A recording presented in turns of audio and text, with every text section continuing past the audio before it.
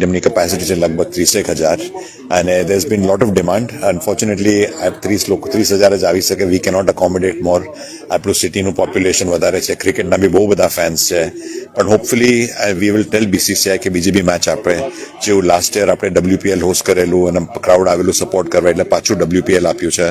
એવું I hope કે આ મેચ સારી જાય અને બીસીસીઆઈ બીજી બી મેચ આપણને આપશે. સાહેબ, સૌથી મહત્વની વાત એ આવે છે કે આ ડિસેમ્બર જાન્યુઆરી NRIઓ પણ બહુ મોટી સંખ્યામાં, એ લોકોમાં પણ આ મેચને લઈને બહુ રોમાંચ છે. દેશ વિદેશથી લોકો અહીં આગળ આવીને વડોદરાને આ વખત વડોદરા માટે બહુ મોટો ડ્રીમ પ્રોજેક્ટ છે. કેવી રીતે પાર પડાશે, શું કહેશો? ના, આઈ થિંક યુ રાઈટ. હમણાં ખાસા NRI આવ્યા છે અને એક તો અહીંયા મેચ અને બીજું વિરાટ કોહલી અને રોહિત શર્મા બી રમવાના છે, એટલે બધાને ચાન્સ મળશે જોવાના. વી ડોન્ટ નો કેટલું લાંબુ they towards the end of the career, એટલે બધા એમાં બહુ એક્સાઇટમેન્ટ છે. એટલે ટિકિટની બી બહુ ડિમાન્ડ હતી અમારી પાસે. જે અમે ટિકિટ વેચવા મૂકેલી બુક માય શોમાં, એ ફટાફટ વેચાઈ ગયેલી.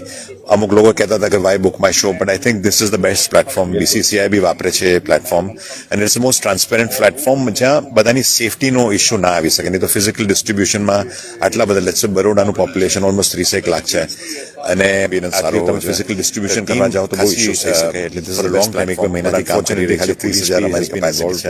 એટલે હોપફુલી અમે બીજા બધા બરોડાના cricket fans next time we will welcome them.